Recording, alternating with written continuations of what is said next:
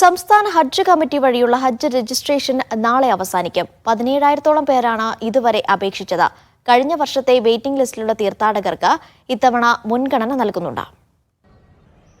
ഈ മാസം ആദ്യവാരത്തിലാണ് സംസ്ഥാന ഹജ്ജ് കമ്മിറ്റി കീഴിലുള്ള ഹജ്ജ് രജിസ്ട്രേഷൻ ആരംഭിച്ചത്. ഇതുവരെയായി സംസ്ഥാനത്തു നിന്ന് ഹജ്ജിനായി രജിസ്റ്റർ ചെയ്തത് 16,943 പേരാണ്.